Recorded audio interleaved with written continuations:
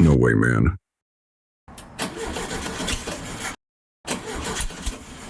You've got to be kidding me. How long did this one last? 3, maybe 4 months. This is not good. And I know there's not another one on the shelves anywhere. Best vehicle in the world, if you can keep them running.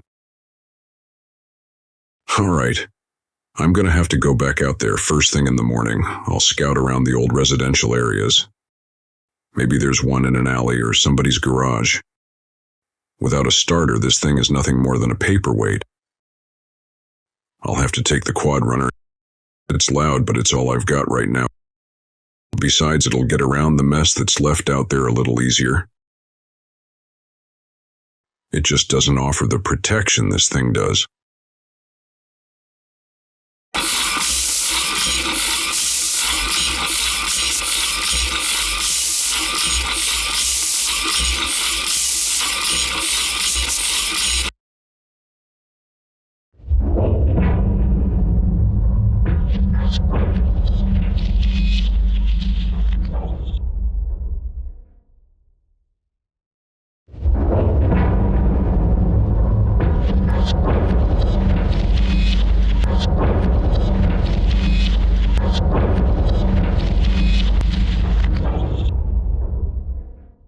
Man, I hate coming out here anymore.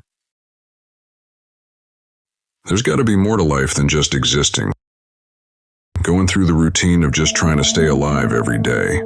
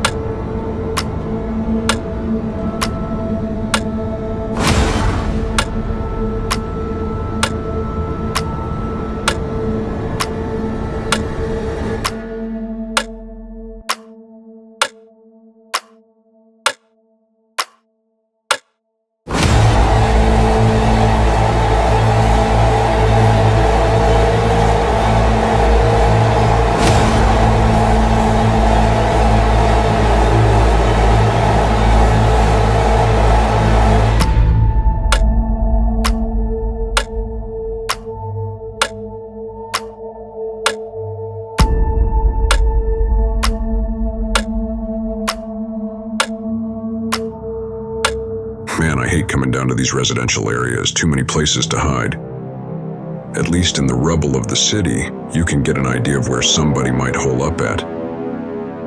But here most of the houses are still standing, and there's just too many places for people to keep out of sight. And that's not always a good or safe thing for me.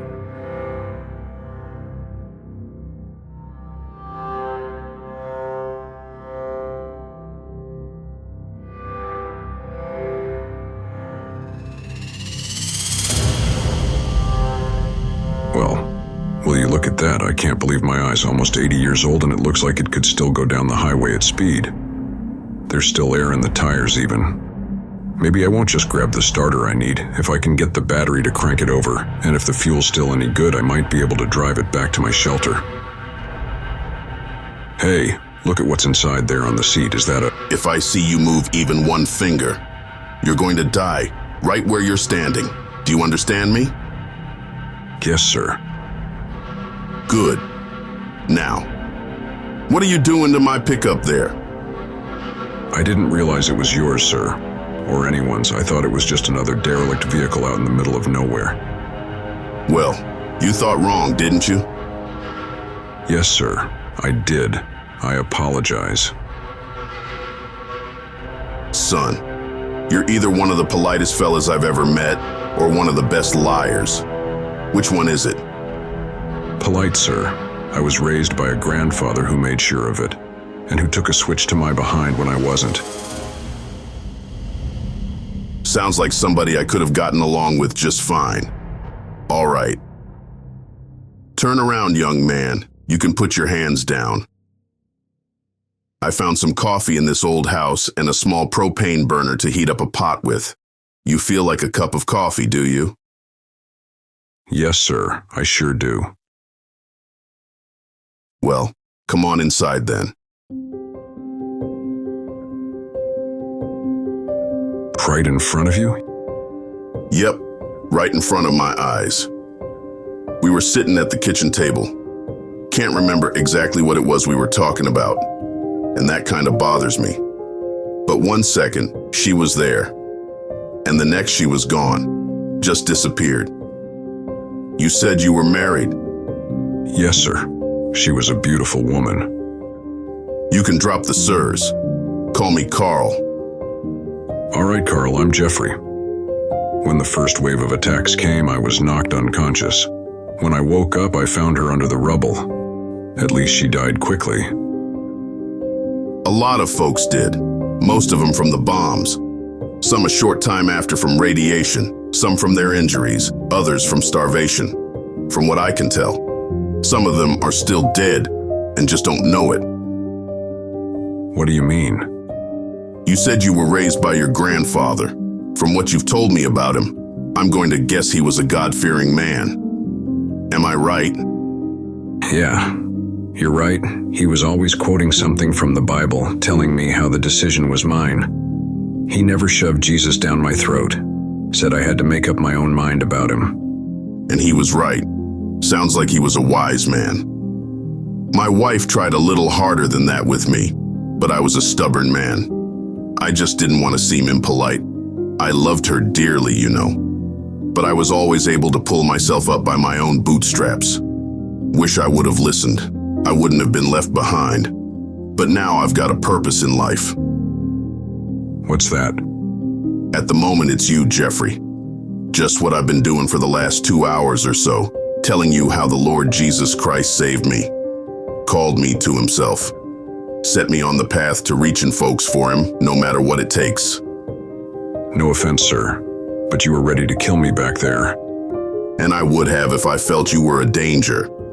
I've learned there are evil people out there, son, and the Almighty's blessed me with the ability to spot them pretty quick now.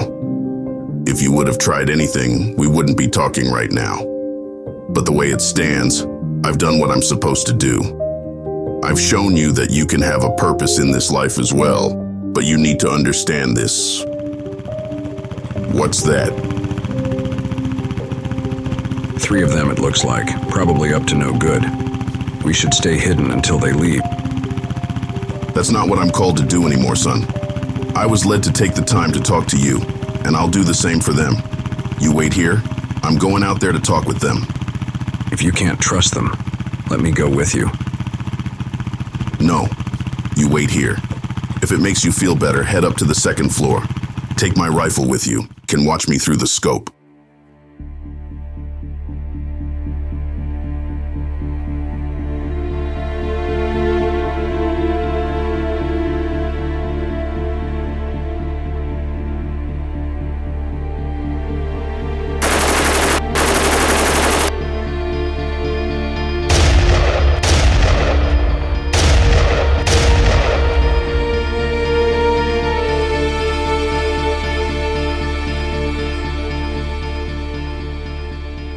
Carl, can you hear me? Well, it looks like my pickup is now your pickup, and everything in it. You saw the Bible on the seat, didn't you? Yeah, I saw it. It's more important than the truck or anything else in it. It's your purpose in life now. The one who wrote it is now your purpose in life. Remember that Don't forget that. Don't